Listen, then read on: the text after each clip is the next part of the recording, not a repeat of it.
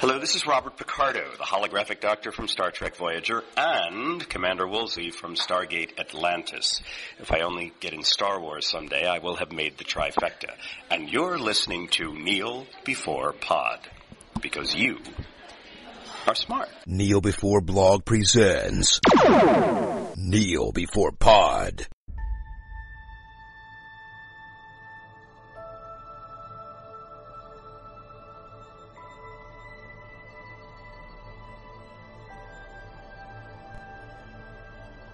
Hello, and welcome to another strange new edition of Kneel Before Pod. I'm your host Craig McKenzie, and the topic this time is the second half of Star Trek Discovery's first season. Since I can't do this alone, I need an able crew of brave officers to help me out. Time to beam in the bridge crew and get this underway.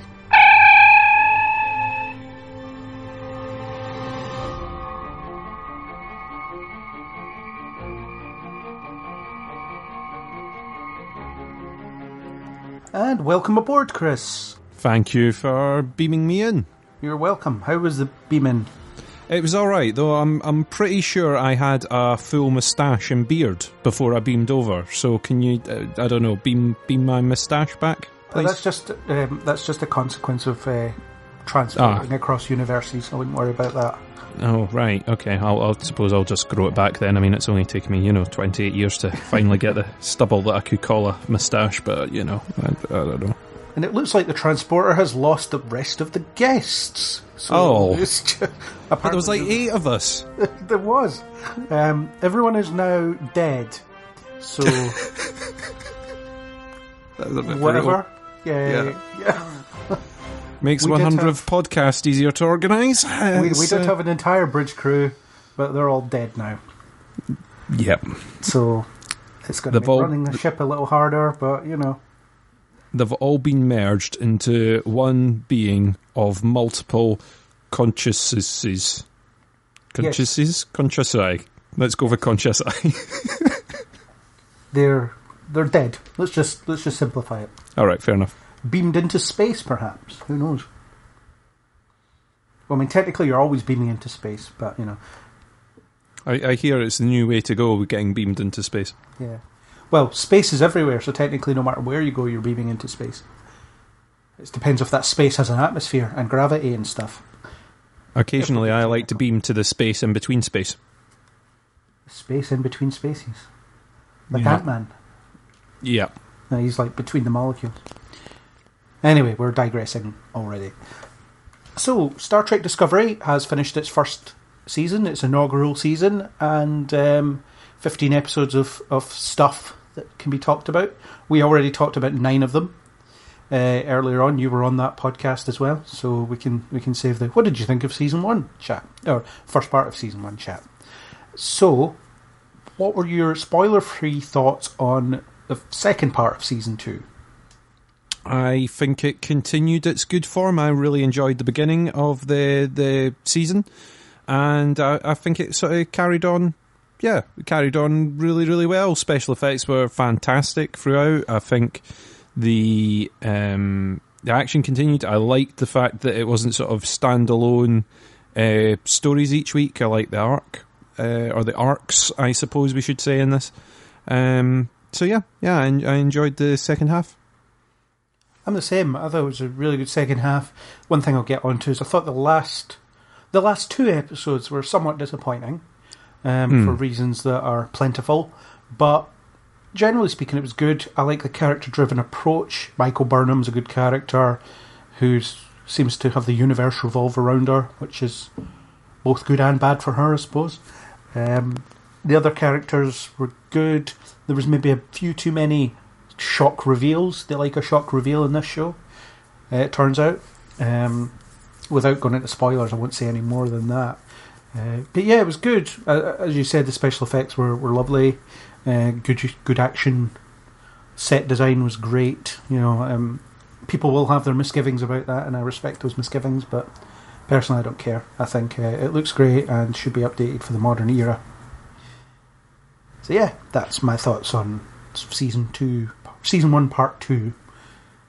Without spoiling it for everyone. I agree with what you've said. Really, the second half, it continues. I mean, obviously the sets and everything we're going to pass on. I've already talked in the in the first half about how I kind of like the transition to the newer scenes. There's no way they were going to get away with original series sets or whatever to do this. So just, people should, I'm sorry, but forget about that.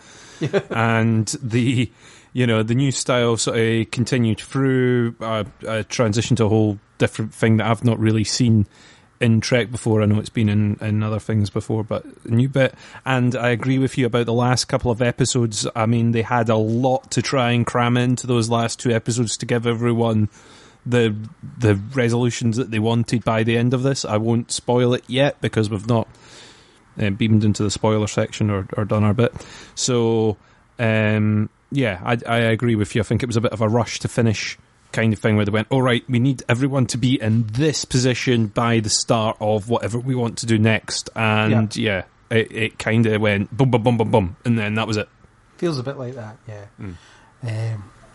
Cool. So shall we set our status to black alert and just go spoilers? All right, black alert it is. Black alert. Black alert. Right, now we can say whatever we want. So the second half of the season was defined by 2 distinct arcs. The Mirror Universe, and then let's quickly wrap up the Klingon arc. Although they were all kind of extensions of the same arc, because there was kind of things that bled through. And as I said in the pre-spoiler section, this universe revolves around Michael Burnham anyway, so everything is being experienced relative to her and her emotional journey throughout the season. So I quite liked I certainly really liked the Mirror Universe arc. I mean, there is a novelty to going into different universes just to see things. The Mirror Universe is celebrated by Star Trek fans because it's just so much fun. You know, you could see the Enterprise episodes where they're in there, the original series episode, Mirror Mirror, the various Deep Space Nine episodes. It's good fun. You know, it's a place to be. It's everything's alternate, everything's a bit darker, and certainly in the original series, a bit campier. I mean, if you can imagine such a thing. So it's cool. I think they managed to do the Mirror Universe characters by being kind of the right level of camp while also managing to be menacing and sinister. So you see a bit of that with the first officer of the Shenzhou, who's the captain when Burnham's pretending to be her alternate self, and he's like, he's a bit larger than life, and then tries to kill her and all that stuff. But then you've got Georgiou, who's very, she's very deliberate. There's clearly a character there. So they had a good mix of like, here's caricatures and here's a character. No, I do like it. It's like I was saying in the opening there. It's something I've not seen a lot of in Trek. I've not watched tons of the original series, which probably opens the Bombay doors on this podcast already and gets me flushed out into space. But I've not really seen much of it set in the Mirror Universe, so I really liked it. I thought, do you know what a nice sort of change, something a bit different. You're getting to see these characters from a different angle. It gets Georgiou back, who I wanted to see back again. I was like, what a waste, just having her there for one episode to kind of get just stabbed and then that's it. So it was brilliant to see her back in. And it's just the only bit I kind of didn't get was why they took Georgiou back towards the end. Obviously, I was a bit like, what was that about? But I did kind of enjoy seeing how that all played out in the end, so I'll forgive them for it a little bit. I didn't at the time, but I do forgive them now. Yeah. But yeah, very, very cool to see the Mirror Universe, the sort of redesignation of the ship. I mean, I wish I had one of these little robots that could go over the front and sort of respray my car every once in a while, like the Enterprise, not the Enterprise, like Discovery was able to get resprayed, That'd be nice.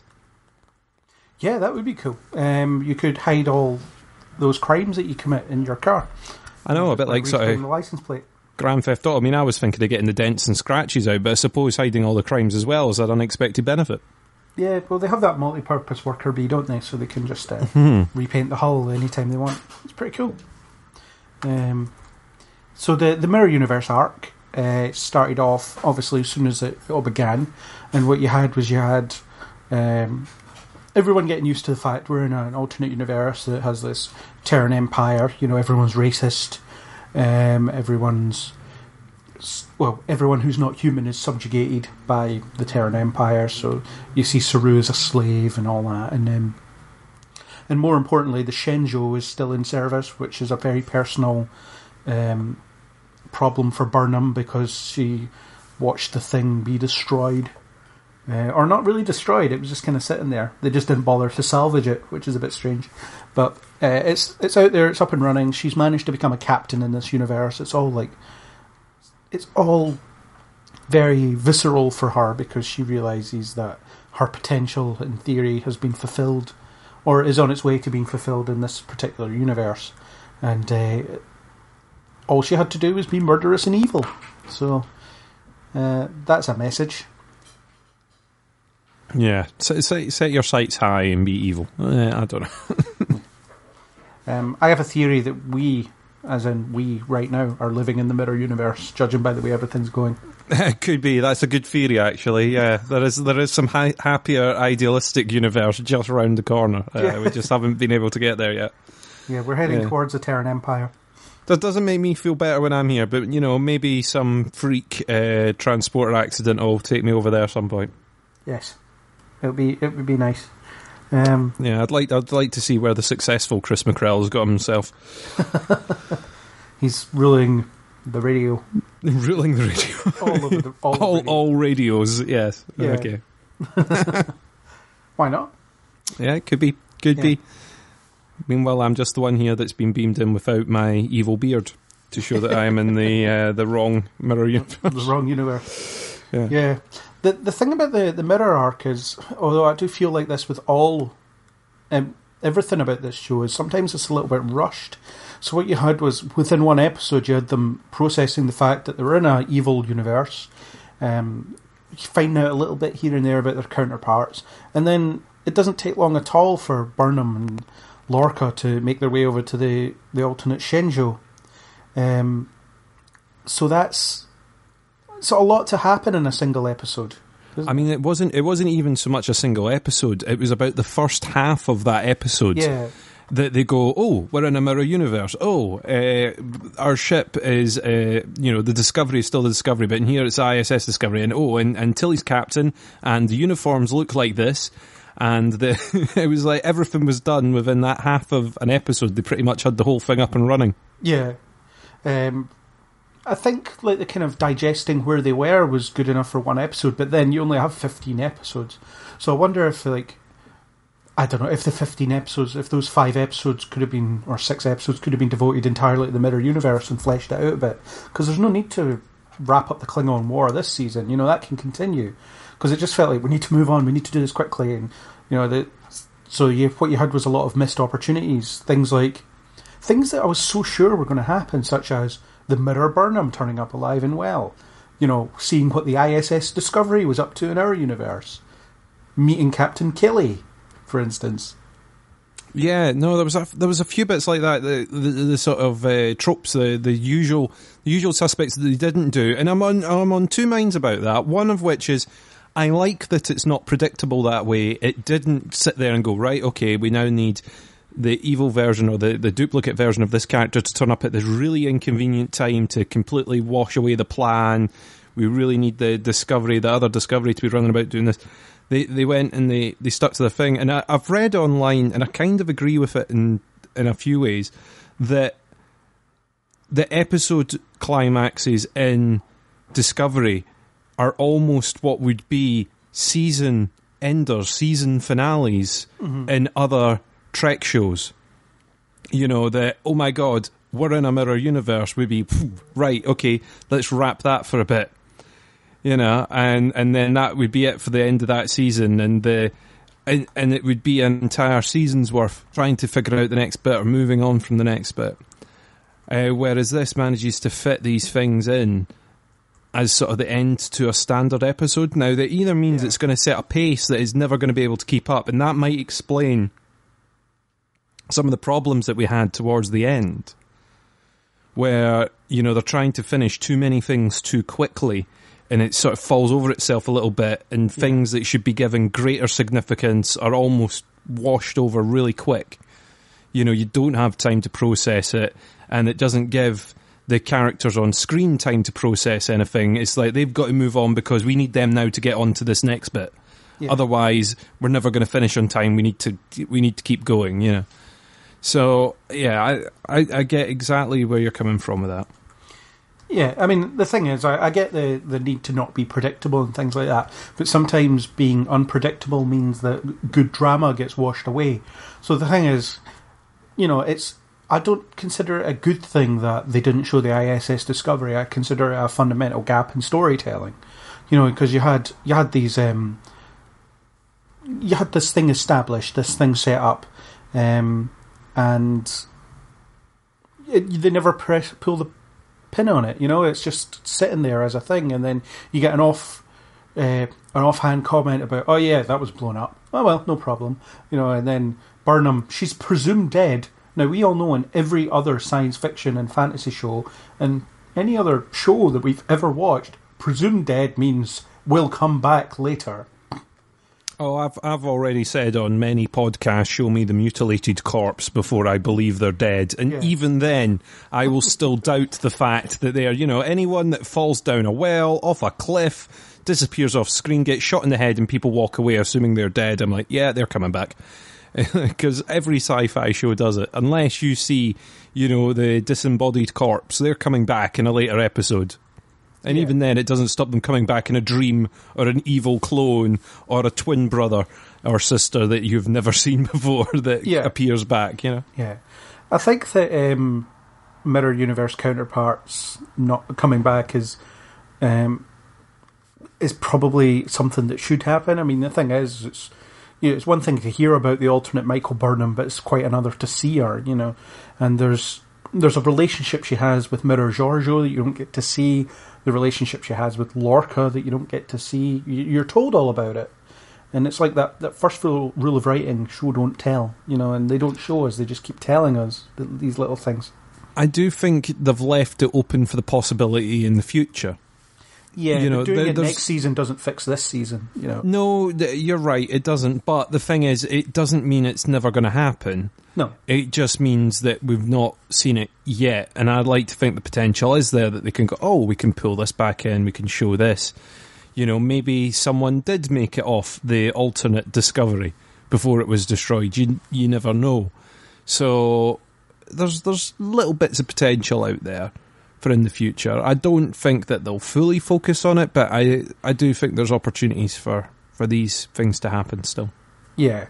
And I think that a lot of this show is geared towards the reveals without knowing what they're going to do with the reveals. So it's almost like they came up with Tyler's a Klingon and then worked backwards from there.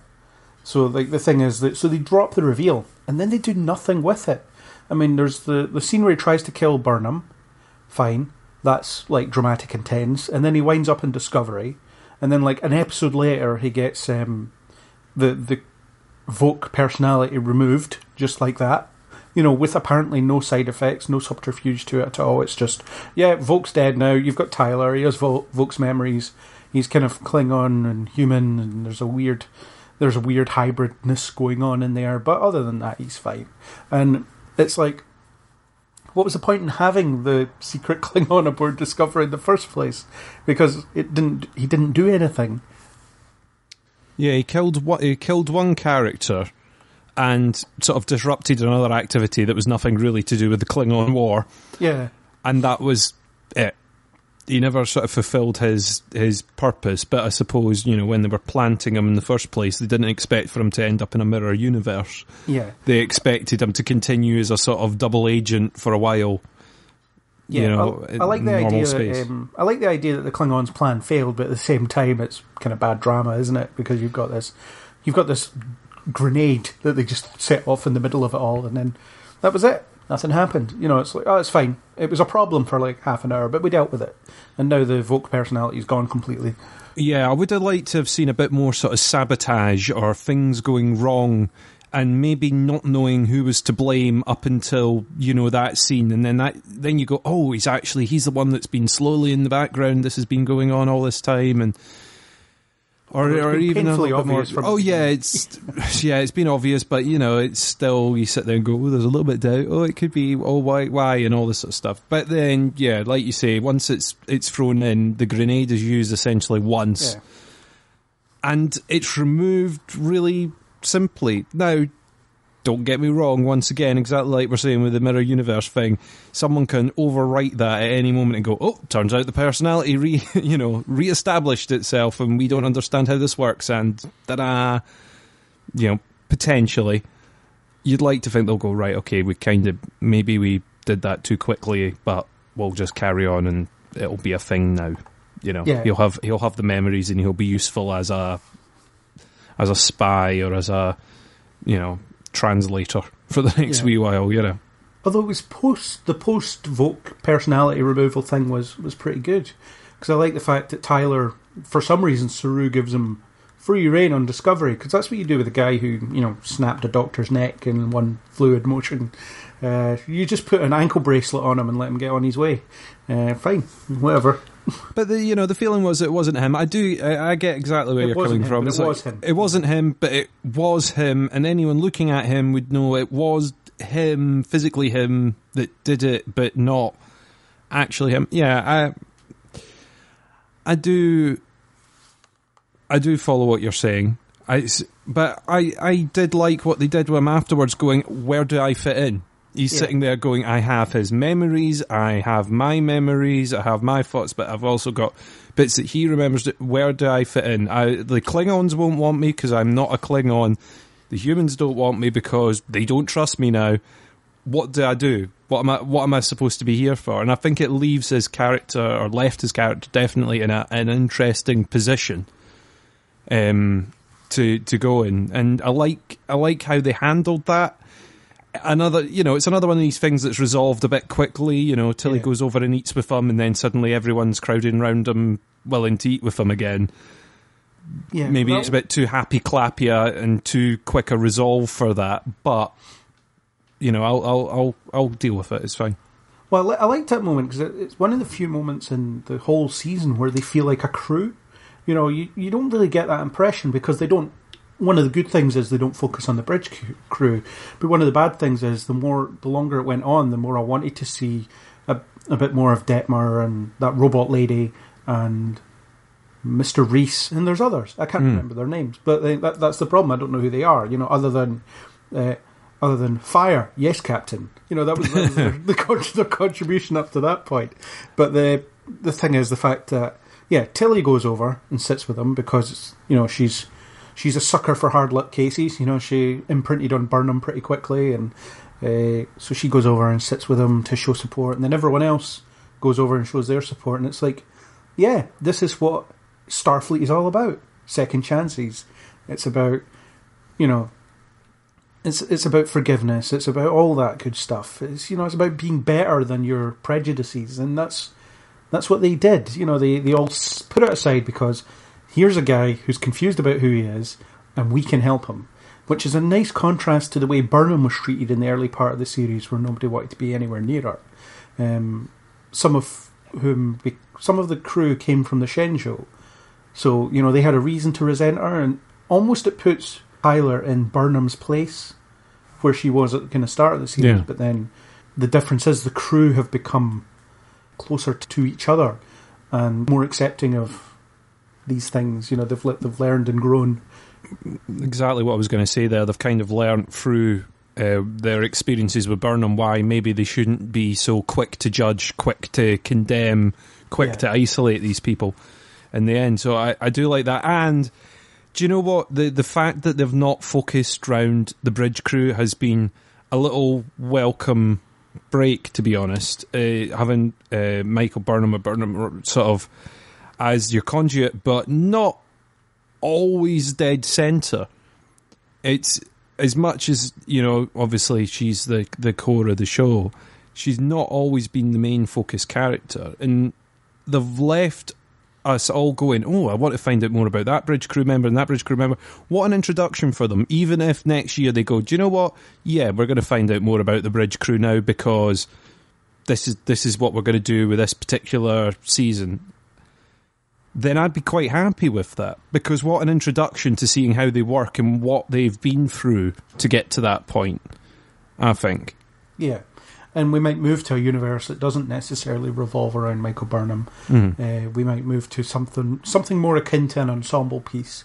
And there was a limited ensemble, so what you had was, you have the scenes with Burnham on the whatever ship she's on at the time, and then you've got Tilly letting Stamets inhale spores to try and heal him, which anyone that's lived in a building that has a mold infestation would possibly know that breathing in spores isn't necessarily good for your health, but this is Star Trek, whatever. So you've got that, and they did a lot of good work with Tilly on the kind of scientific front, where she was coming into her own well, she's not an officer at that point, but she's coming into her own as a member of the crew. She's becoming more confident. She's self-assured with her own abilities, and and when Saru compliments her, she's like, will you recommend me for the command training program? So she's like taking ownership of her own career at that point, which is great. It tells you a lot about her in a very small period of time. Yeah, I think Tilly's one of my favourite characters in this. She's, as much as she's used as a light relief character at certain points through the show, she's also one of the characters that's given the most development. Yeah. As well. She does change. She learns from Burnham as she goes along. She also starts taking her own decisions. She stands up for herself. She does, sort of comes into her own through the show, and I like seeing that as a good way of building the character up. Yeah. And now she's an ensign as of the end of the season, so, she got promoted quicker than Harry Kim ever did. Poor guy. Or Hoshi in Enterprise. or Mayweather in Enterprise. Anyone in Enterprise. She's clearly gotten through it. And I think the dog got promoted in Enterprise quicker than the crew did, didn't they? Yeah, it's a shame. Yeah, previous Star Trek and their mistakes. But yeah, there is that sense of progression for most of the characters, if only with their increase in rank. Everyone except Saru goes up a rank at the end of the season, and Burnham gets her commission back because, stopping the Admiral from sanctioning genocide is probably worth scrubbing the mutiny off the books. Yeah, we'll give her a pass on the previous mutiny. Yeah. Oh, well, I almost murdered an entire race of people. You may or may not have started a war with the Klingons. We'll call it even. But the good news is that she's still got her job, That's the thing, yeah. I'm still able to give you this rank because, for some reason, no one has asked for my head. Yeah. Well, that's it. It was only Cornwell and Sarek that knew about it, so, whatever. And that's kind of what the long-running arc was about. It was about kind of moving away from your worse self, your baser instincts rising above all that. So, like, the mirror universe is what happens when you let your innermost worst desires come true, in effect. And then when you get back to the Prime universe, Cornwell is at a point of desperation where she's like, yeah, let's blow up a bomb in the centre of the Klingon homeworld and wipe them out so that ends this war because we've lost too much. So that's Cornwell giving into the worst parts of herself. She's willing to cross that line because she feels that saving the Federation is worth having all that on her conscience. But the whole arc is around, no, we have to be better than that. We can't be the people that destroy an entire homeworld just to preserve ourselves. And, Kirk's that Kirk TV show's on in a couple of years, and the Klingon homeworld wasn't blown up there, so we can't do that. No, definitely. I mean, the thing is, I like that this episode has almost been a journey of the Federation getting to where we see it. This is must be the closest the Federation has come or at least the closest I can remember it to the Federation doing something absolutely barmy that would just shatter the whole premise of it. Other than Cisco agreeing to, or Cisco hatching a plan that ends up in a Romulan senator getting assassinated in order to bring the Romulans into the Dominion War. Although arguably that's a personal decision that was sanctioned by Starfleet. They were just like, yep, fine, go for it. Wash your hands of it. It's your plan. Do what you need to do. It wasn't kind of it wasn't a Federation admiral coming up and going, right, here's the official plan. Here's the line. Here's the corporate line that we've come up with. We are going to, and so I think it's quite interesting because it shows how they down the line progress from there.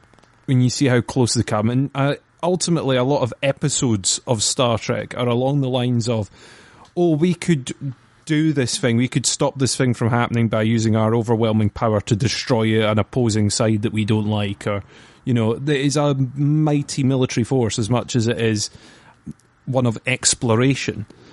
A lot of the time they do have powerful technology on their side and don't use it, and you kind of, that is a lot of the time what episodes of Trek are about.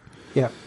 They don't use it, they find a smarter way round, they find a diplomatic way round, and as much as the diplomatic resolution of this, I don't know, as much as the hostage situation at the end of this wraps it up kind of a bit too quickly for my taste, I do prefer it to the other option, which obviously would have kind of destroyed canon as it did it. But yeah.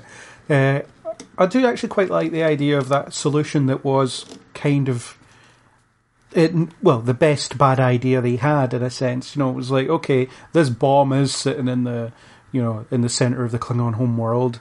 The best thing we can do is let this woman be in charge, and hopefully she won't divert the Empire's resources to wiping us out. And, alright, they're not going to listen to her, but maybe if she's holding them all to ransom, then, yeah, they'll listen. So she holds her up her iPad and be like, listen to me, or I'll kill every single one of you, and all your children, and all your relatives, and your targs, and all of your, whatever. I'll blow up your space whale kiosk. And the Klingons fall into line, and I guess the coming months, years, decades are about them learning to work together as an empire, despite the the nuclear deterrent in effect, because it's probably an allegory for a nuclear deterrent. You've got this thing, and it puts people off attacking you because you can just attack them first, and worse, that kind of thing. Yeah, definitely. I mean, I did. Part of me kind of thought, well, if the Klingons were performing as far as they normally do, if someone held up their iPad and went, right, I'm hitting the button on the iPad, you're all going to get it, they would shoot the iPad out of, we hit the on button. Uh-oh. Yeah, I know, we hit the on button. Or, someone would be a battle through the heart or something by the end of it. I didn't quite get that. Okay, at that point, all the houses in the Klingon Empire would go, okay, we'll follow you. Just, we totally won't try and murder you in your sleep for doing this. It's totally fine, No, the spirit of the moment was better than the moment itself. I could see what they were going for, but it was too rushed. There was this whole discussion that needed to be had, or lengthy discussions that needed to be had before it was about the potential she had to destroy the planet and things like that, because holding up an iPad being like, I could kill you all, that doesn't really tell you anything. They have no proof of that. I mean, I could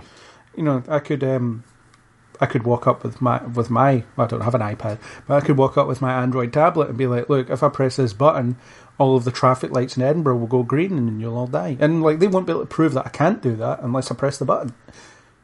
Yeah, you need to show some of your power. You need to give an example, a demonstration of your ability before people would believe you, I think. Yeah.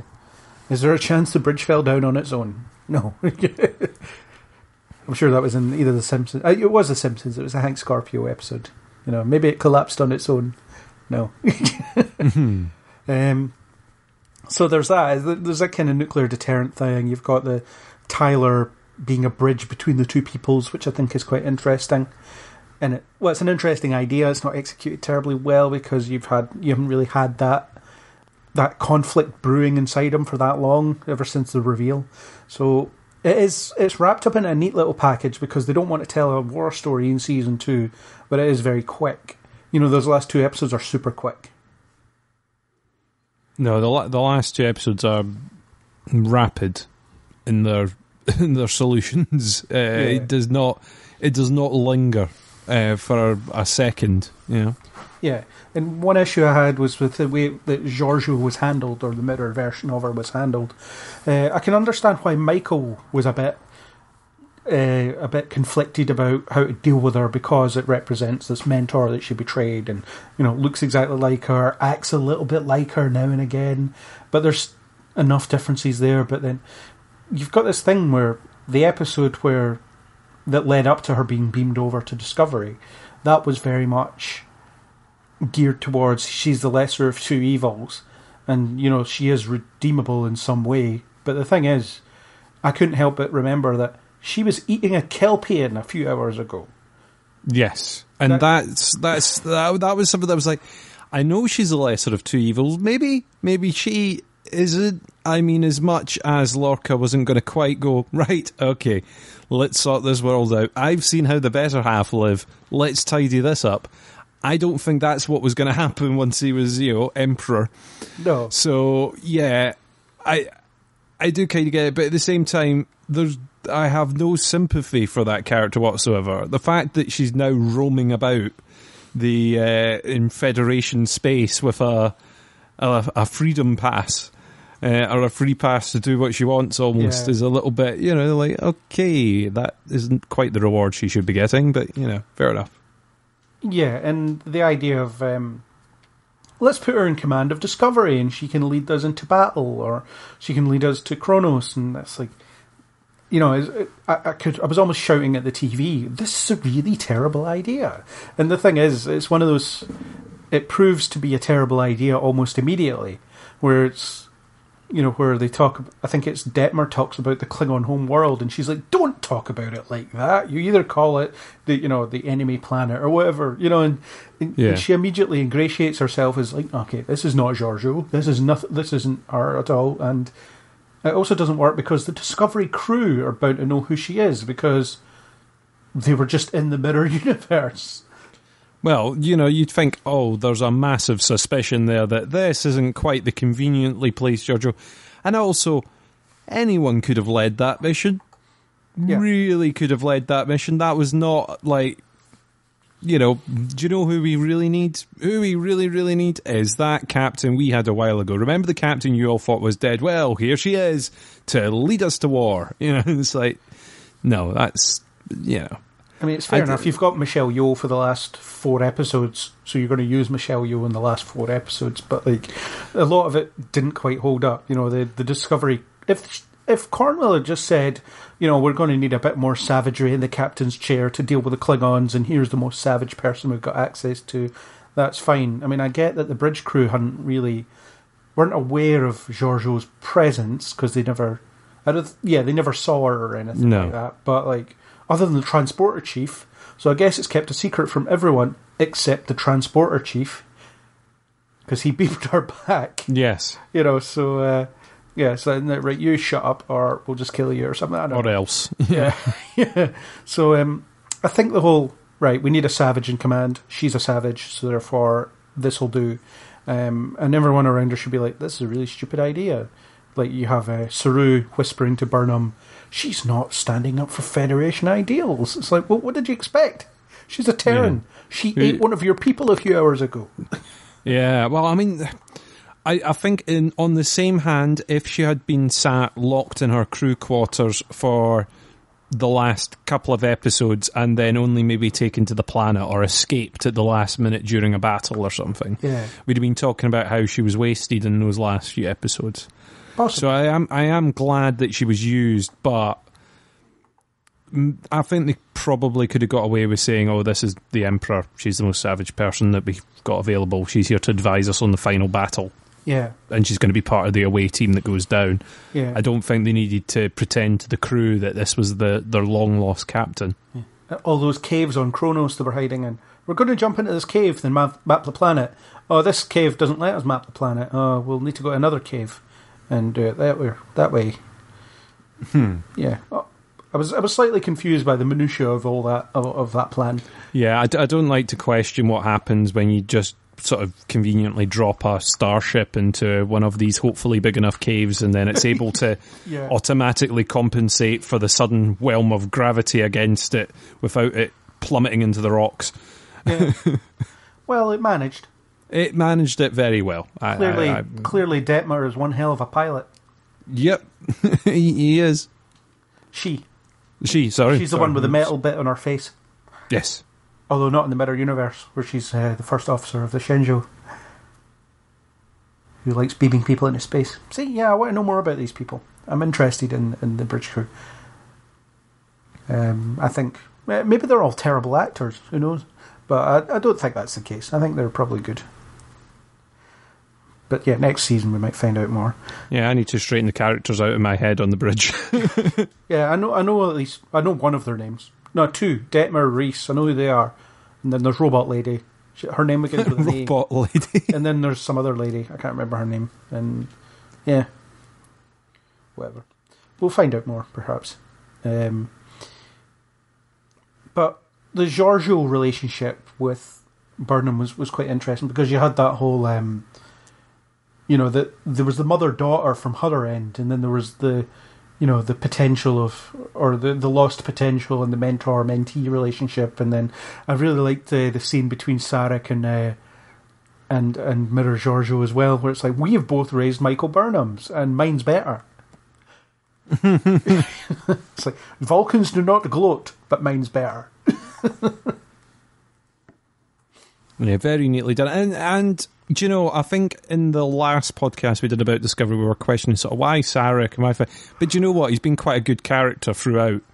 As much as it's only been little bits and little snippets we've got, I've quite liked him. As much as maybe it doesn't need to be Sarek, I have liked his performance, and I have liked his little bits that he's had. He has been a good character. However, he still doesn't need to be Sarek. And he could be any Vulcan ambassador, and the idea, I mean, fair enough, it's referencing Spock now and again and whatever, but then it just makes the universe feel a bit smaller, if everyone's connected in that way. Yeah, it does. I have the feeling, in the exact same way I think we said in the last episode, that it's just been done so they can tie in Spock, so they can tie in Enterprise, so they can tie into other bits and pieces, and a lot of the time it makes the universe seem like a much smaller place than it should be. Yeah, definitely. But it is what it is, and Sarek is good. James Frayne makes for a fine Sarek, for sure. I really like his performance. There's a lot of nuance to the character. I like the way that he is able to give Burnham advice on emotion, even though he doesn't particularly subscribe to it. Like when he, gives her the advice to never regret falling in love or whatever it is, because he understands the value of that. You've seen elements of that through the films and stuff as well, though, which is, I know it's a different character essentially in the films, but you have seen bits of that, of him sort of teaching about emotion or how he actually feels. Yeah, there's. I'm not including the 2009 version of Sarek here because he's quite frankly rubbish. But the actor playing him is not very good and whatever. But the Mark Leonard version, there was always a bit beneath the surface there. He marries a human for logical reasons, although there is more to it than that for him. Especially in the Next Generation, because his later wife is also human.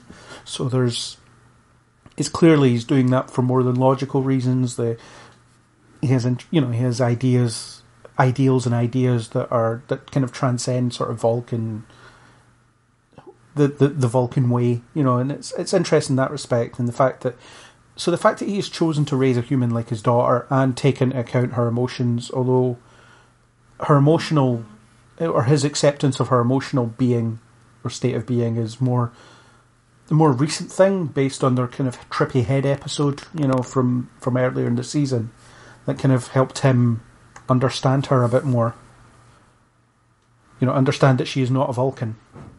But yeah, the conversation where it's like, we both raised Michael Burnham and mine's is better than yours. That was good, because that's all it was. It was that petty. Nice line.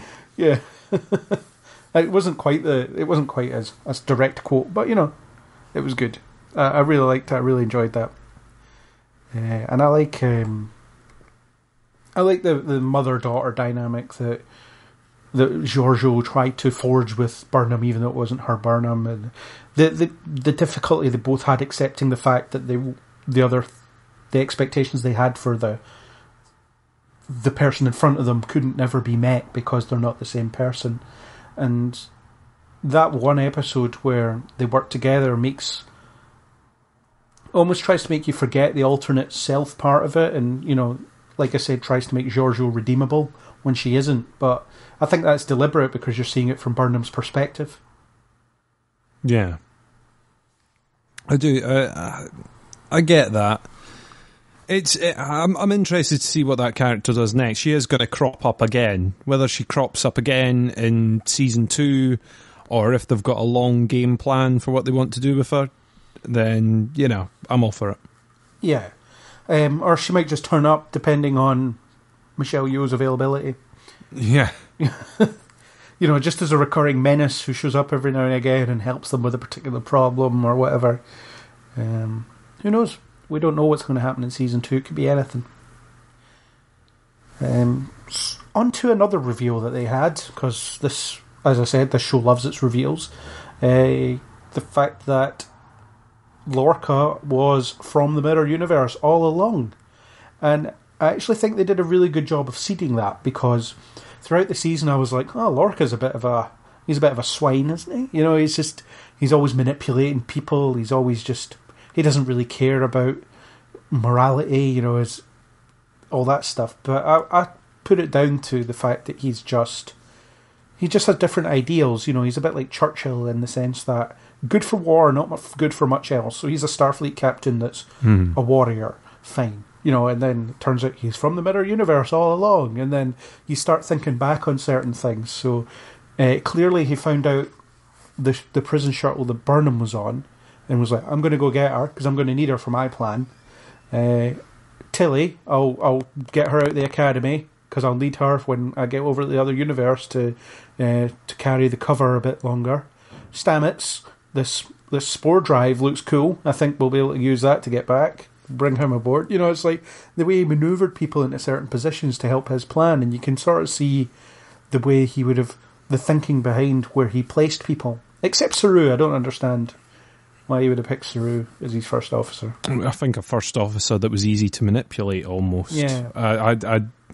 That's the only reason I could think that he put him there is, someone that he can walk over a little bit. Yeah. I mean, because the thing is, when he was first introduced, you're like, well, this isn't the normal Star Trek captain. This isn't a Starfleet captain material here. This is a guy who's not that. And then you go, okay, fine, it's war. And then you get the light sensitivity, and you're like, okay, well, they're playing this up quite a bit. They're showing the eye drops going in quite a bit, and the darkening the shades. That's cool. And then they get the lines. I think he was the only member of his crew that survived, and I can't remember the incident that they're describing it. Oh, he was the only one, or all his crew are gone, or and you're like, oh, right, okay, so his crew went and all that. And then you find out, okay, the only reason that that he survived is because is it actually him, you're presuming? Yeah. That's it. Yeah, and that's fine. I think the reveal worked in that sense, although part of the issue with it was that, you've got this weird reveal that doesn't hugely work, because it's like, oh, by the way, all the humans in this universe are sensitive to light. I don't know why, but they are, because biologically they should be the same, and it's like, but we're all really sensitive to light for some reason. Yeah, that I'm not going to try and... Yeah. I mean, I don't mind them writing it in. It's harmless, it gives them a little gimmicky thing to be able to tell who's who and work that one out later. Yeah. And I love when Cornwell's like, I can't believe it, I didn't know. And it's, because she had made the observation that he became like a different person after he lost his ship and all that stuff. Which is, and then Sarek was like, to be fair, A duplicate from another universe isn't the most obvious conclusion. And it's like, yeah, okay. They aren't in a really weird Star Trek universe yet, where, crossing over from different universes is a possibility. But now, like, certainly post Mirror Mirror, the original series episode, you would have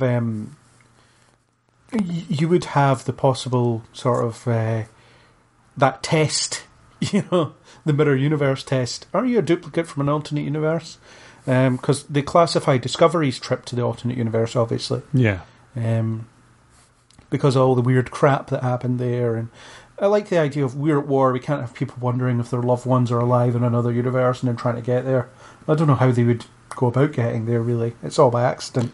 No, but it's all them people trying to piece it together and causing more trouble than it's worth. And I get why they would classify it. I do. But yeah. And it also sort of tidies up why people wouldn't suspect it before, in previous episodes we watched. Yeah. So it does work, although, again, they don't really do much with it. And then I was really disappointed that Lorca went from being nuanced and manipulative and sinister to, I'm a villain now. Because that one episode where he's a bad guy is very kind of... He's just he's just a murderous psychopath at that point. And as fun as it is, and as good as Jason Isaacs is,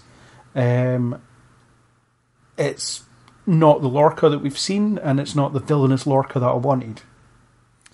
If he has planned up to this point, he's manipulated and manoeuvred everything perfectly to get himself to the exact position he is at that point, you would think his plan would have slightly more back up to it than, okay, we're now going to take the ship. It's like, I'm going to get tortured.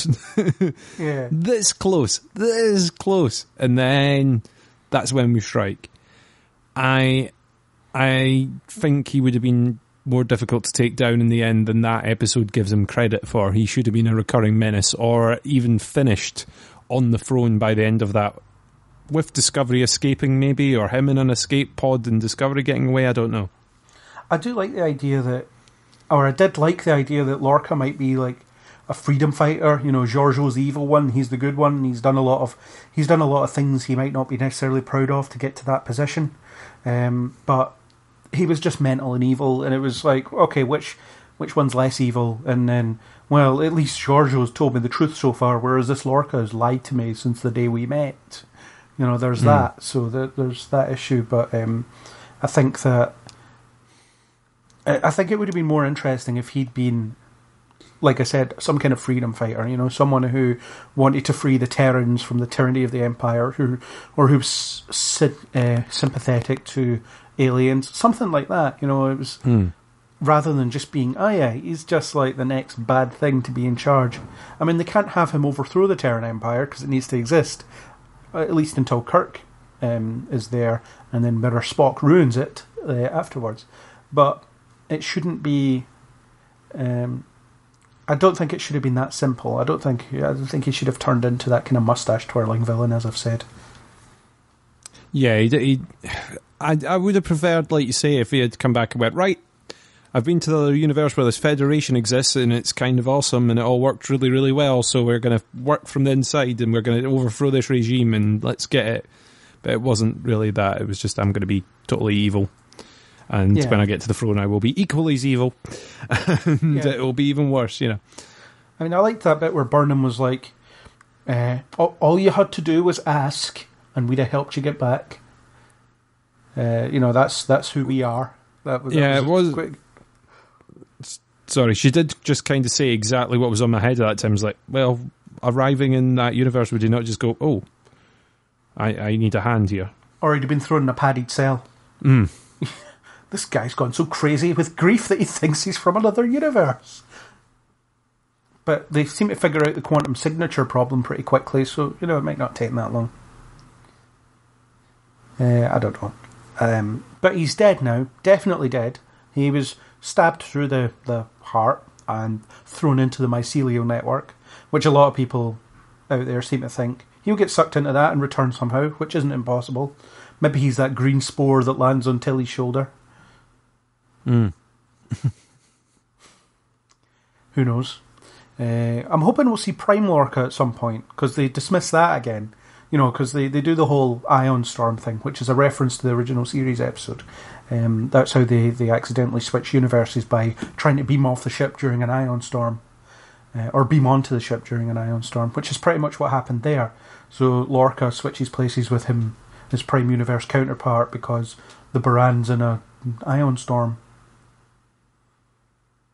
So is that how it happened? All right. Yeah. Okay. Yeah, they mentioned that in the show, a flashback, which is fine. It's a nice little callback, and they reference the Defiant as well, which was in the Enterprise episode, and in the original series episode, the Tholian Web. It gets sucked into interphase space, winds up in the 22nd century Terran Empire universe, and then all hell breaks loose from there.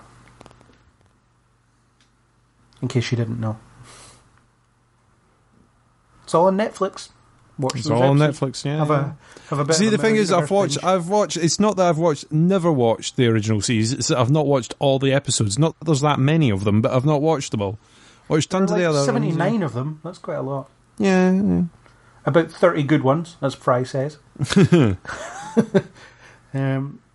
No, but the Mirror Mirror is a particularly good episode because it is 60s camp and evil universe counterparts, and it's where the evil counterparts have a goatee trope comes from.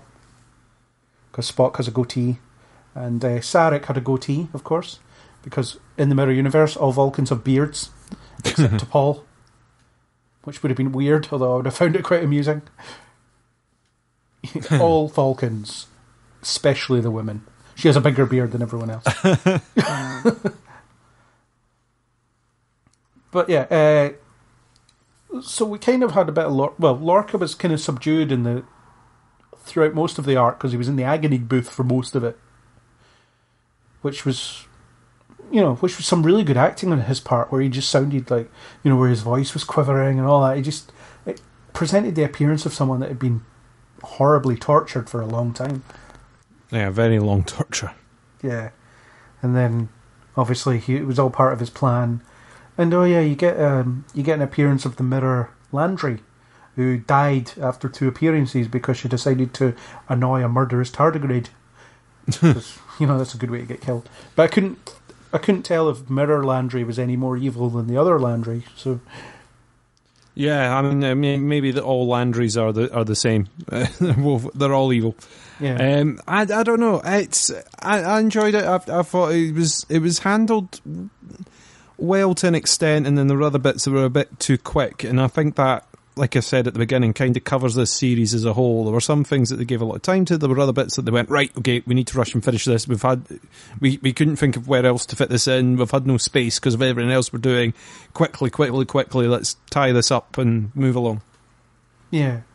Again, it was too rushed. I mean, ideally you would add 2 episodes of Lorca post-reveal, because then you could have plenty of time to establish his motivations, establish what he wants, give you his relationship with Georgiou, as well as maybe the other Burnham a little bit. Other than they mentioned that he was like a father figure to her, who then sexually abused her or something like that, or like took advantage of his position, which again, it's kind of disgusting.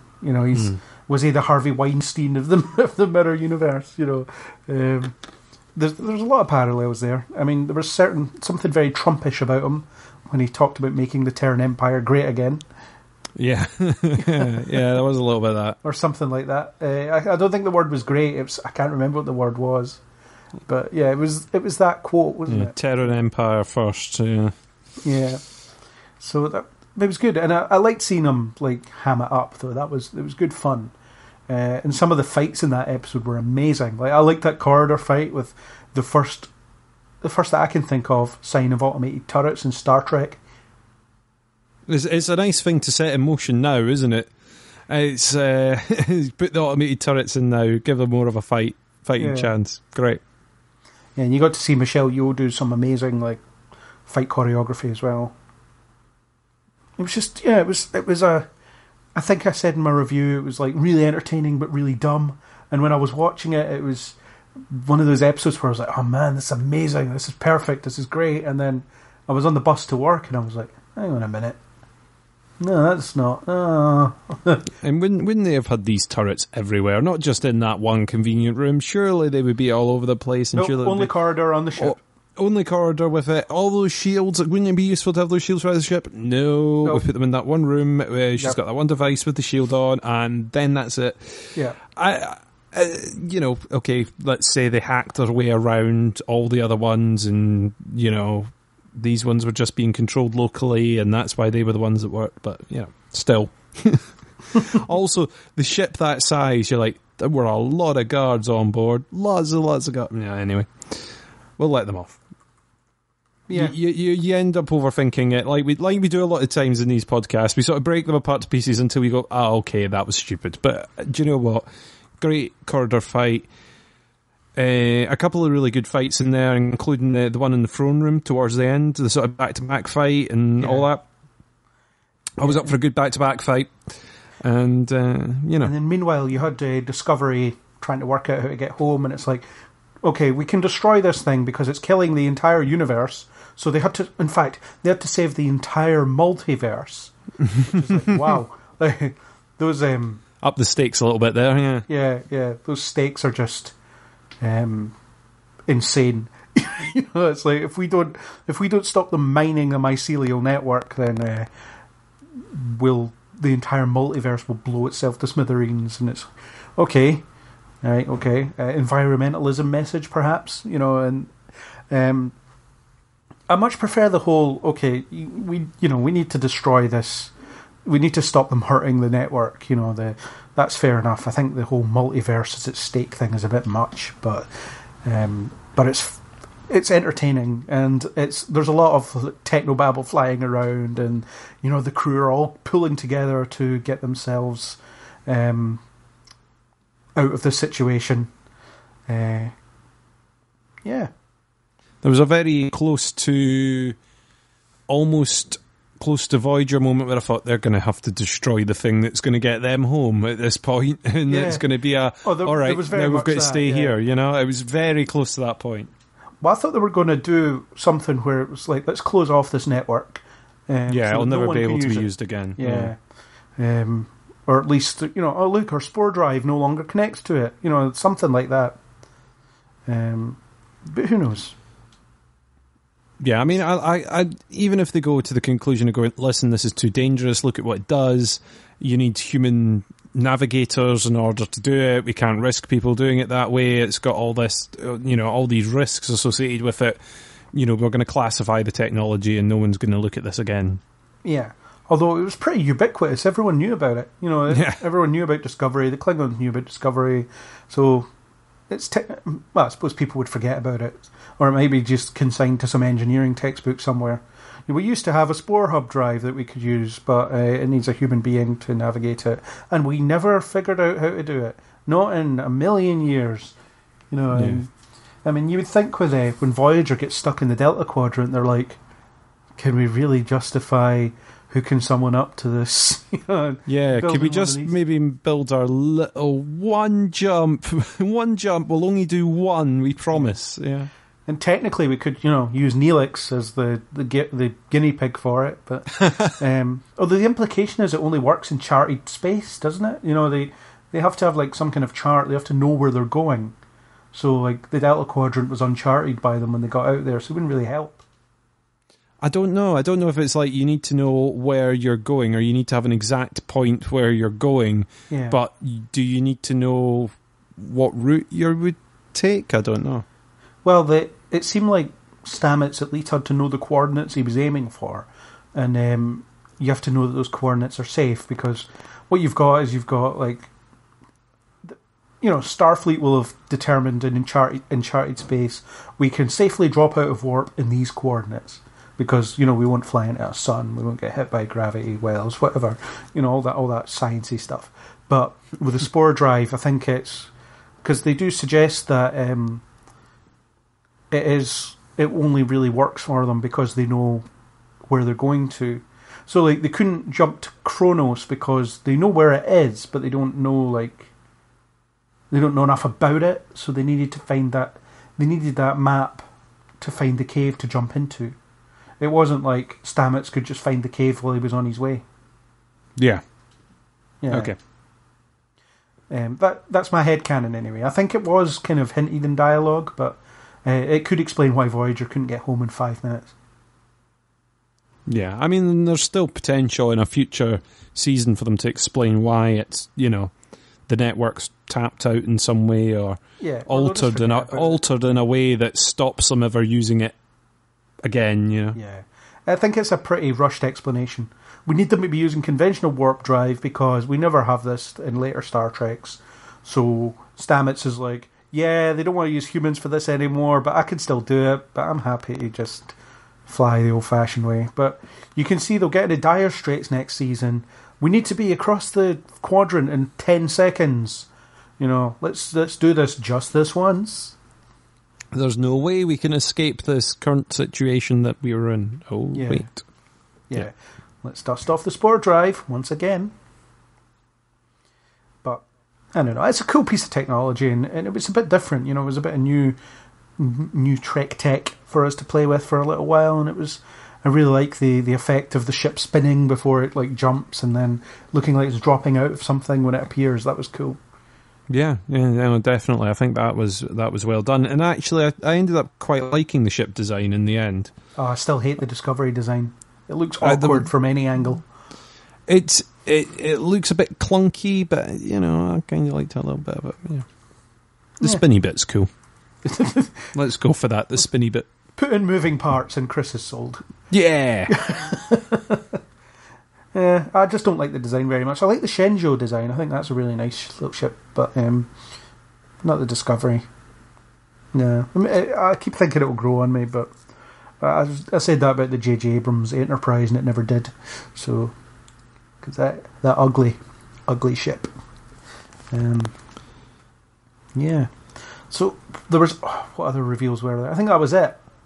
Speaking of reveals, Enterprise and such. Yes.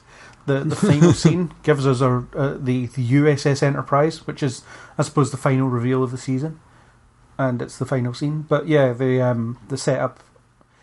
I honestly thought the setup was like the finale of a music talent show. We're receiving a distress call. Okay, who's calling us? Don't know. We're getting the registry now, and it was like NCC 17. It's like, and the winner of American Idol 2017 is. Drum roll. But as soon as I saw the NCC 17, I was like, it's going to be the Enterprise, isn't it? And I did get kind of excited. I mean, the moment is cheesy as all hell. It's very, very cheesy, and it's one of those things that when you get a little bit distance from it, I couldn't believe it happened. It's one of those, I can't believe they did it that way. But then anytime I've rewatched it, it's quite an exciting moment, and then they show you the Enterprise, and she's updated slightly. Not so much as the Abrams Enterprise, but looks good. It's a Discovery style USS Enterprise, which is it's a nice callback to the original while being a bit more up to date.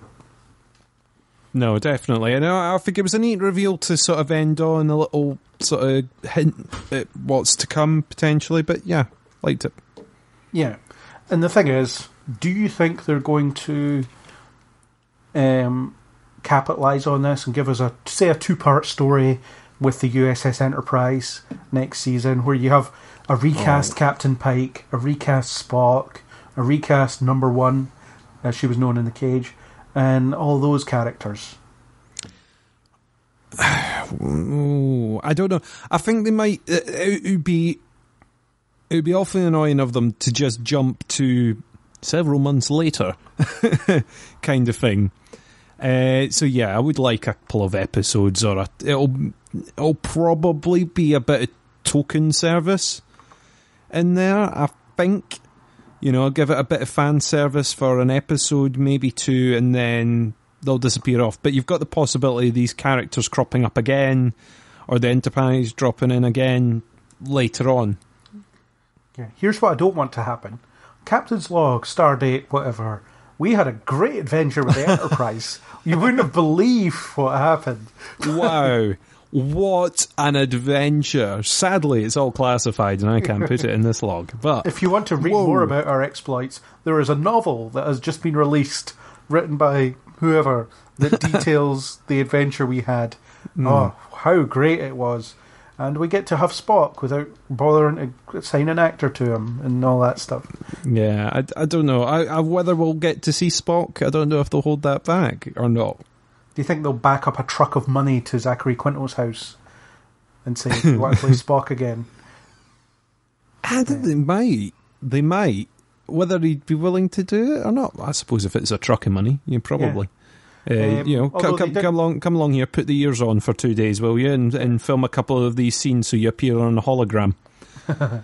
Well, that would be disappointing as well. Oh, I think it would be disappointing, but I think it's closer to what we might get if they want to involve them further into the season, I would say. Although we have a new Sarek that's not connected to the Abrams movies, so theoretically that means we could get a new Spock as well. Mm. And I'd be open to it. I think in this universe that revolves around Michael Burnham, it's the next logical step, because you find out about her relationship with Sarek as one of the cornerstones of her character. You see a little bit of her relationship with Amanda, aka Spock's mother, who's, I can't remember the name of the actress that plays her here. It's not Winona Ryder, but so the next logical step is we see what her relationship with her brother is, or her half brother. Yeah, I think so. I'd like to see a bit more. If it is a different actor, I wouldn't mind, to be honest. I mean, it would be nice. Be nice for it to tie in, and yeah, I mean, obviously it depends as well if they cast well or if they cast poorly. But I don't think they'll do too bad if they're going to make him a key character, and if they're going to have him as a recurring character later on down the line, even. Yeah. Then they'll want to cast well, I think. Well, I mean, I thought there was a bit of emptiness when in that earlier episode I mentioned a while ago, talking about where Sarek was injured and Burnham was revisiting that moment that he chose Spock over her, and that moment doesn't quite work because you don't see Spock, so it's kind of this off-screen presence that's not addressed. It's like Superman and Supergirl. Let's spend a season talking about him and not bother showing him. I wonder if they'll drop the ball. They'll just. I wonder if they'll drop that down and just give us what we want to see. Because you can't drop the Enterprise in our laps in the last minute of the episode and then do nothing with it next season. You just can't do that. Although it wouldn't be the first time for this show, giving us a promise of something and then delivering nothing. I think they will deliver something. I have the feeling it might be some holograms, it might be some bits and pieces, it might only be part of a episode even. Yeah. But I do think they'll either get Zachary Quinto in or they will cast a Spock this time. Could be right. We'll find out. They can get away. Put it this way: they can get away with it a lot easier in a flashback than they can going. And yeah, that was the Enterprise, but that was Spock's holiday time, and he was back on Vulcan at that time. Despite the fact they're en route there and all that. Yeah, Spock was off for something called Ponfar. Yeah, what is that? We don't want to know. And I think they might have an easier time recasting Captain Pike, I suppose. It's something that's easier to accept. But I wonder if it will be like, Captain Pike and Spock have been kidnapped and you're dealing with me, number one. Number one is the name of a character, in case you don't know. Majel Barrett Roddenberry played her in The Cage, which was the first pilot. I'm probably telling everyone who knows this already, but, for those uninitiated, the first pilot of Star Trek was called The Cage. It wasn't Captain Kirk. It was Captain Pike, who you may have seen in the 2009 movie and its sequel. And then he had a first officer called Number One. That was all she was ever called. Played by, as I said, Gene Roddenberry's wife. So I think it's highly likely, and I would hate this, but it's highly likely that Pike and Spock won't appear because they've been kidnapped and she'll be in command. Because this is a very kind of female-centric series as well, so it would kind of fit their modus operandi for that. Yeah, they've gone missing. Let's spend half a season trying to find them. Or even just an episode. Yeah, could be. And then the end of it will be like, the Enterprise is hailing us. It's Number One. And it's like, okay. Thanks Discovery, we've got Spock and Pike back, see you later. Sorry, they can't come to the phone right now. They're down in sick bay. They're in sick bay. They said to pass on Ta, and thanks very much. We're off to the starbase now. You carry on your mission. Good luck, Ta. Bye. Oh, that would be so rubbish. Let's hope they don't do that. And with that, a million fans go out there going, no!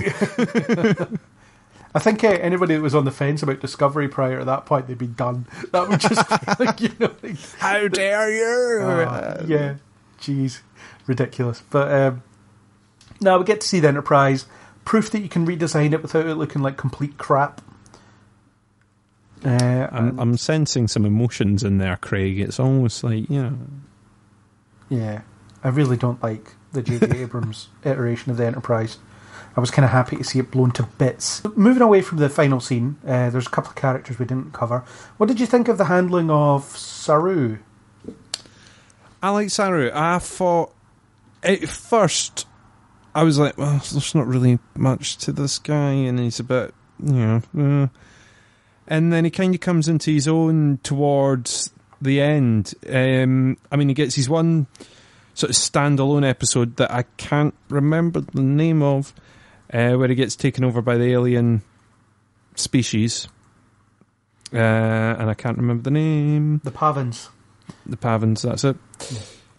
So he gets that episode, which sort of goes into a bit deeper about how his species feels all the time and why he would make an absolutely terrible captain, but has somehow managed to conquer the odds and get there. And then he kind of comes into his own in the last couple after Lorca's betrayal, and sort of, when they find out he's a duplicate, then he's captain, has to make his mind up, has to make decisions, and sort of comes into his own element there. And I was like, oh, actually, I'm kind of, I get this, I like him. Yeah. I thought Saru was really good as captain, and I'm kind of disappointed that they're like, you can be captain until we go get our next captain. Because I think he earned it. I really liked the moment where he gave the inspirational speech, where it was all about, we're all going to die. And he's like, well, I sense the coming of death, and I don't sense it today. And the ship no longer belongs to Lorca. This is the Discovery's maiden voyage, and we're all a crew, we're all Starfleet, and everyone's like, yeah! I think that was a really good, fist-bumping moment. It was a speech that James T. Kirk would be proud of. No, definitely. And like I say, I think he came into his own. He sort of, I like that a lot of the characters in here have been given development. He's another one that sort of came along by the end of it. From what you see him like in the very first episode on the Senjo to where he is as captain or acting captain at that point of Discovery. Yeah, definitely. Yeah, I think. I think he'd be a good captain. I think he was coming into his own in that, and it was interesting how he was kind of pulling together with the resources of the crew, and he was very much embodying all those ideals that Starfleet should have. He is the quintessential Starfleet officer. With all the faults that may come with as well. Well, he's not flawless, but flawless people are boring, unless they're called James T. Kirk. Oh, no, it's just that William Shatner thinks he's flawless. Let's not get into Shatner bashing, because that happens quite a lot in these things. But so it looks like Saru will be first officer once again next season, which is disappointing, because I would prefer to see him as captain. I wonder who they'll cast as the next captain. Maybe they'll have a celebrity captain for a wee celebrity captain. It'll be the new sort of Columbo guest star, won't it? Who's going to turn out to be the evil captain this week? It's the guest star. Yeah. What universe are you from? Yeah. Yeah. A lot of people have been saying that they'd like it to be T'Pol. I would hate it to be that. I don't think that's going to be the case, but and everyone, I saw some people saying that it would be Spock because they're going to pick him up on Vulcan. I'm like, nah.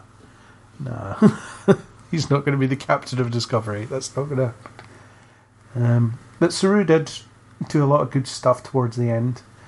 It was interesting in the penultimate episode where Cornwell took them to the starbase, and she was like, "Holy crap! It's like under Klingon control."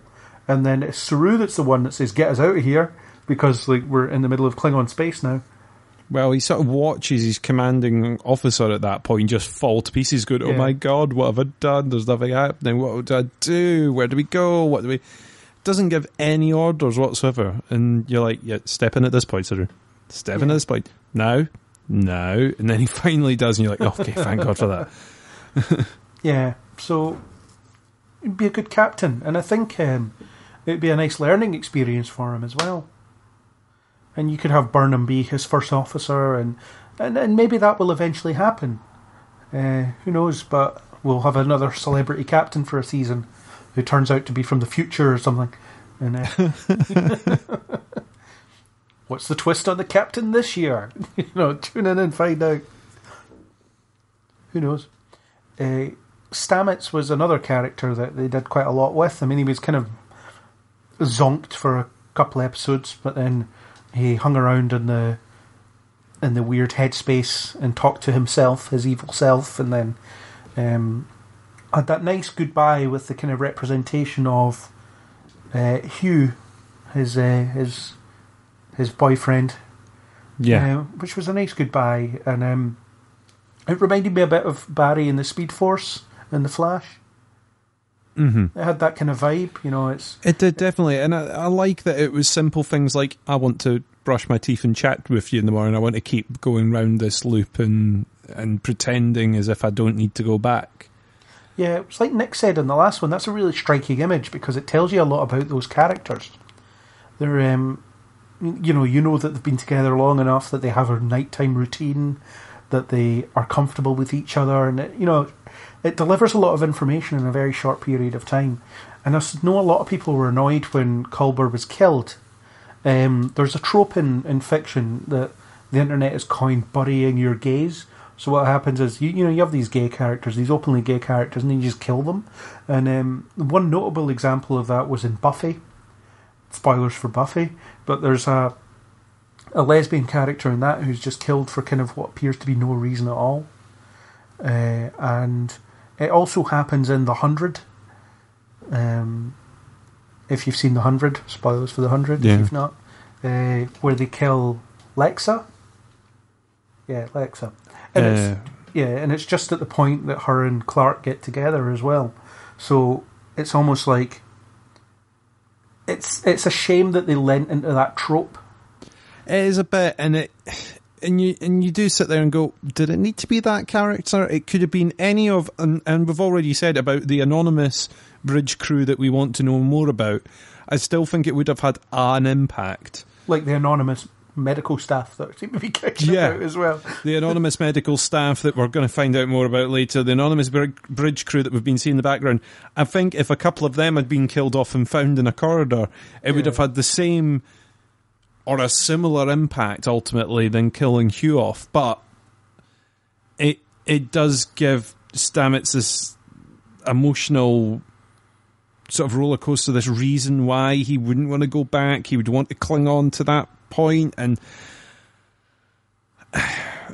I just kind of feel a bit sorry because I wanted to see those characters on screen together. Yeah. I think the relationship, like you say, was done really, really well. It was simple. It wasn't over the top. It was self-explanatory. It was all there on screen. It kind of ticked a lot of those boxes that you don't get very often in these things. Well, it gave him the impetus to get out of the mycelial network as well and not be suckered in by his evil self, because they were kind of setting it up as, oh cool, he's going to work with his evil self, and then it seemed like they were going out of their way to try and make you forget that the people in the mirror universe aren't very nice people. They did it with Georgiou. They were doing it with Georgiou in that very same episode, and what you had Stamets cutting about with his mirror self, but then it was like, no, this guy doesn't think about the well-being of this network.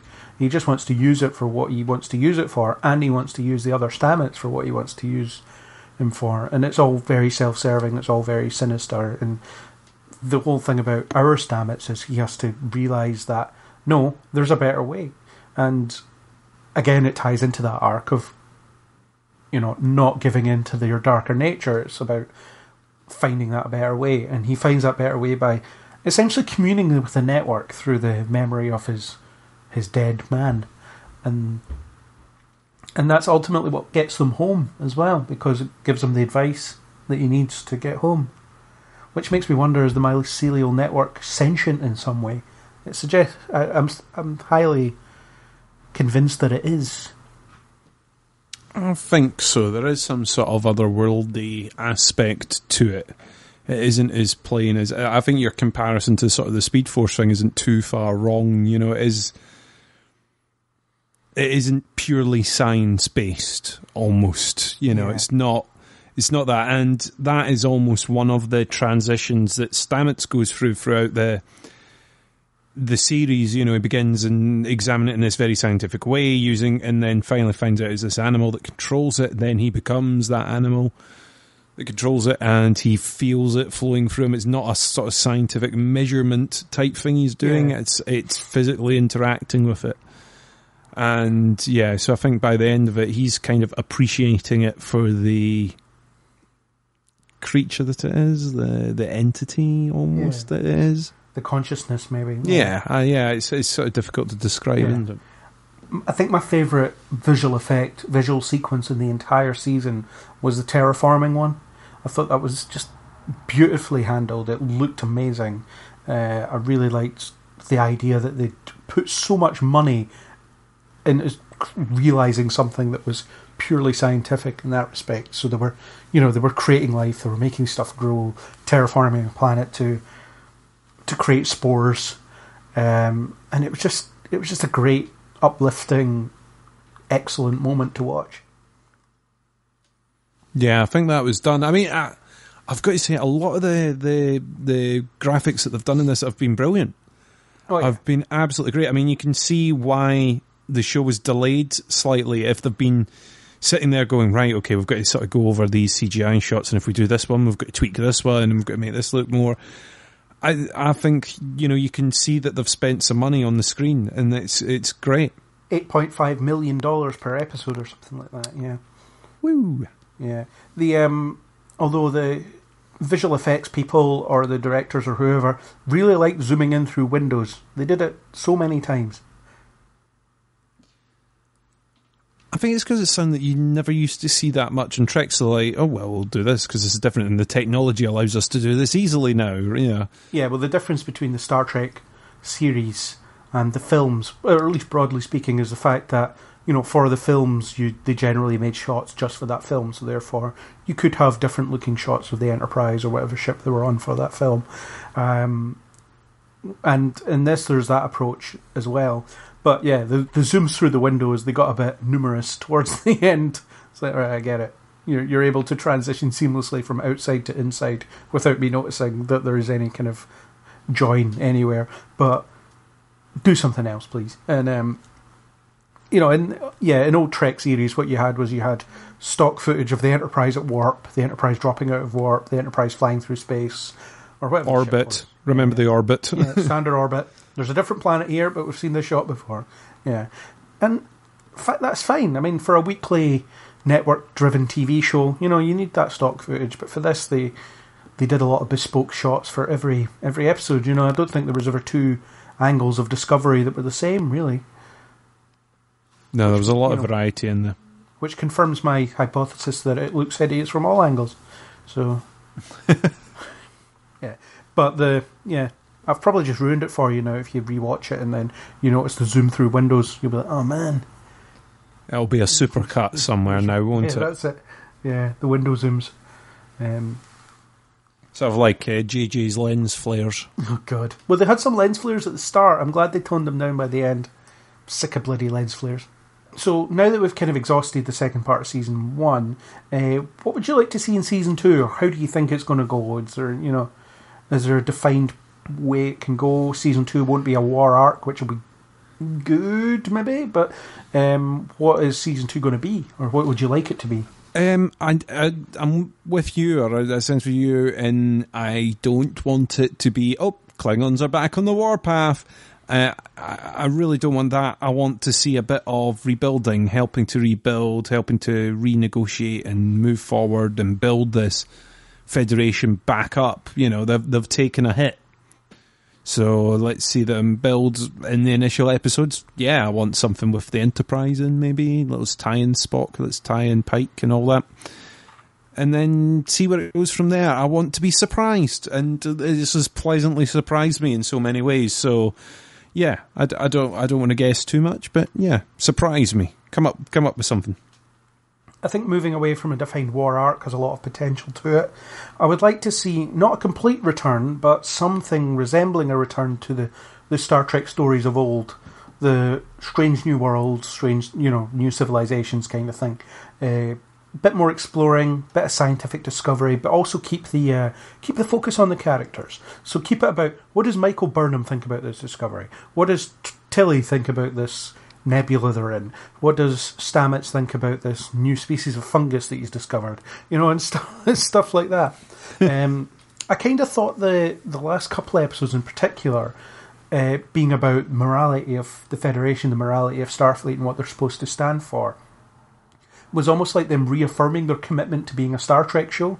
So it's like, here we've what we've done in the past 13, 14 episodes is we've tested that Star Trek idealism against an unforgiving backdrop. So here it is in the mirror universe, here it is during a war, here it is, here's our captain who's the embodiment of someone that doesn't subscribe to those ideals, and here's why these ideals are more positive. So they're almost reaffirming it. And I almost feel like the appearance of the Enterprise is symbolic of the show being accepted into being Star Trek. So it's like, now we're going to go out there and see what's out there. We're going to be less insular, it's going to be less tight in terms of this is a war story. I mean, not that it really was a war story. They very rarely got involved in the war as such. Just kind of bits and pieces here and there, but so yeah, I think that the Enterprise appearance could be that symbol. It's like, now we're Star Trek. Here's the Enterprise. Here's that symbol of everything the franchise stands for and everything we should aspire to be, and this is what we're going to do next. I don't know if that's reading too much into it, but at the same time, I think it's a nice little idea. I agree. That sounds great, really. Yeah. I'd like to see the characters come into their own a bit, some of the others, So we already know a bit about Stamets and Tilly, but I'd like to see them do more. Whoever the new captain is, I'd quite like to see this new captain dealing with the fact that they're coming into a crew that are already close to one another, already know how each other work, and maybe there's a bit of trouble there in the sense of, blending in. It's like when people get a new boss at work. This new guy comes in, or this new woman comes in, running your team that you've been a part of for ages, and there's maybe some teething issues with the way they do things their own way. A bit like Jellicoe in the Next Generation, when he took over from Picard and nobody liked the way he worked. I'd maybe like to see a bit of that. Just for conflict, because you need conflict, otherwise it's all boring. Give me more of the bridge crew.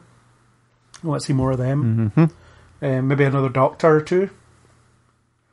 Need a spare doctor just in case. Yeah.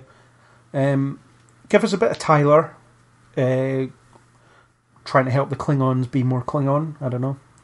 Maybe not too much, though. I'm kind of sick of Klingons. Especially if we have to watch more interminable scenes of them subtitled. Very, very long, drawn-out scenes of subtitled Klingons. Yeah. Where I get to the end of it, I'm like, what are they talking about? I've lost all track of what's going on. Though doing the previously on in Klingon... That was good. That was good. I'll give them points for that. Yeah. Season 2 has a lot of potential. I would quite like it to go more exploration-based thing, but still keep it focused on characters, because this has been unique with its tighter focus on specific characters rather than situations that characters happen to be in. And I would say it's the second best first series of a Star Trek show. So it's the best first season of a spin-off of the original series. I think That's so. not a high bar. No, it's not. It's not a hugely high bar, but it is, I think, a very good start from it. I know that it's been divisive in some parts of the community, yes. But I think it's a very strong start, really. Yeah. 15 episodes. I feel like it could have had more. I actually think the entire second half of the season should have been devoted to Mirror Universe because the Klingon arc was rushed as all hell at the end. It was just, let's tie this up quickly as possible. Yeah, you could have left it with them jumping home and finding out the Klingons were winning. You know, that could have been your end of season. That was really weird. They painted such a bleak picture at the end of that episode, didn't they? Where they're like, "Oh my god, the Klingons have won the war," or, you know, and then the next episode it's like, "Yeah, they control 20% of Federation space." Well, that's not too bad. That sounds fine. Yeah. That's 20%. I mean, not very good for the people that are living on those 20% of planets and stations, but yeah, 20% is yeah. Yeah, it's not as bad as it looked at the end of the last episode. So, you know, yeah. Because I was so sure that the 9-month jump was going to be a jump back in time at the end of the season. I can't remember if I said this on the podcast or not, or if I just said it to you when we were chatting about it. That, yeah, I thought they were going to go back in time and it was going to be a chance for them to sort of adjust mistakes and basically win the war or change the outcome of the war to that point by sort of slightly tweaking something in the background, yeah. But then you would have had to wrap that up in about half an episode, and it was rushed enough as it was. Well, it would have been almost the same. One thing I want to see next season is better designs of Klingon ships. The Klingon ship designs in this show suck. You know, it's so weird because the Federation starships, they look pretty bang on for what they should be, but the Klingon ships don't. They should be green and, you know, Klingon bird of prey-like and all that stuff. Well, maybe they'll tweak it. They'll, you know, now that they've got new rulership in charge. Make my ships look prettier or I'll press my iPad. Because it's weird, because in Enterprise era, you have the Klingon ships looking like a proto version of what they did in, well, the Next Generation, really. But then in this, they're just weird and not Klingon-like at all. I don't know. It's just a complaint from me. But yeah, I'm not an apologist for the show in the sense that I think it's flawless and every decision they made was the right one. But I do think that they did a really good job. And they brought my favourite franchise back to television, sort of, and brought it back in a way that was watchable. So that's nice.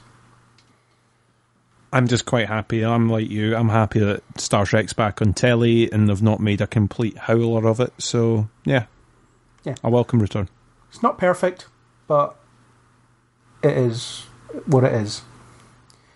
And as a kind of side note to wrap up, well, not quite to wrap up, but as a side note, I'm going to recommend people watch Nick Cook, who occasionally appears on this very podcast, usually when we're talking about Star Trek. He's one of the people that was tragically lost in a transporter accident at the start of this podcast. Sorry, Nick. Yeah, sorry, Nick. But his Mirror Universe counterpart will be kicking about somewhere, so I'll find him. Well, a kick-ass beard. He'll have a goatee, so it's fine. I'll know who he is. So he recently released another episode of his. He does fan films. His episode Intrepid, or his fan film series is called Intrepid. Set aboard the same class of ship that Voyager is, and he released a new episode, and I watched it, and I thought it was good. So I'll put the link in the show notes, and we'll say that Nick was the sadly deceased Nick was the sponsor for this episode. Oh, he didn't give us any money, but no one does. So well, we believe in the moneyless society, of course, and we do it. We do it because we love what we do, and not because we want money. However, donations are gratefully received. Yes, of course. Yes. No, I don't have anywhere to put them. It's fine. I will get the episode name just presently. Stalling. If any mattress companies or people that have easy online website designers want to throw us a donation, we'll also receive it. If you own a company that sends us easy-to-use recipe cards with all the ingredients to cook meals at home as fresh as a daisy, then you could just get in touch. Yeah. Pleading for sponsorship. Yep. Yes. So Nick's latest effort, it wasn't just Nick, he has a whole team of people behind him, but I can't name check them.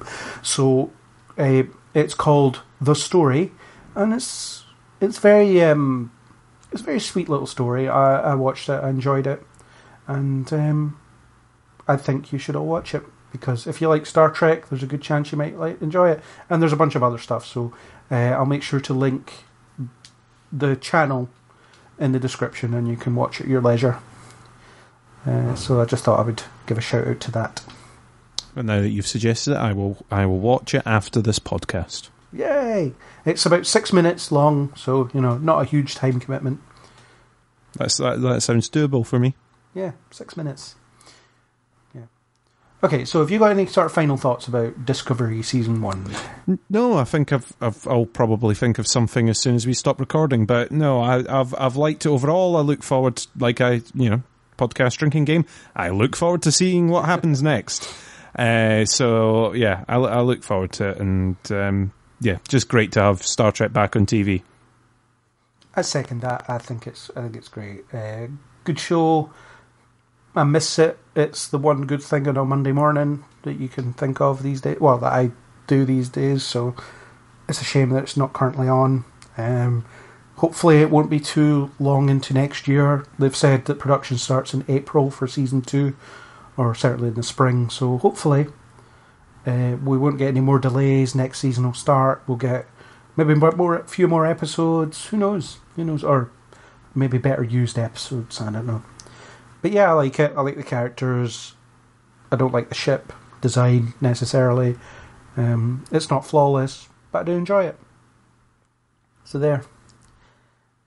So on that note, are you ready to go through the transporter and be beamed back to your own universe? Yeah, beam me back, Craig. I'll try not to kill you, but no promises. Anyway, thank you for attending this podcast, and I really appreciate you soldiering through, even though pretty much everyone else you beamed over with is tragically killed in a transporter accident. Well, hopefully I'll get back with all my limbs. Maybe, well, we'll see. We'll see how the transporter's working. So, thank you again for attending. Thank you. And energizing.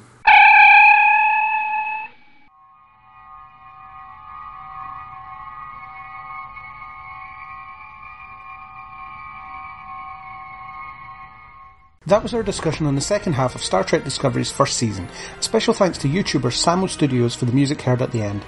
If you like what you heard, then please do subscribe on iTunes, YouTube, or any major podcasting app, and boldly go with us on the next Kneel Before Pod.